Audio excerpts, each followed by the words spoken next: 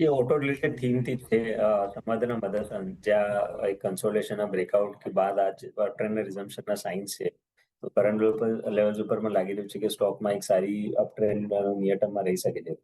144 stop loss થી સમુદ્રના મદરસનમાં અત્યારે ખરીદારીની સલાહ રહેશે 160 ટાર્ગેટ માટે.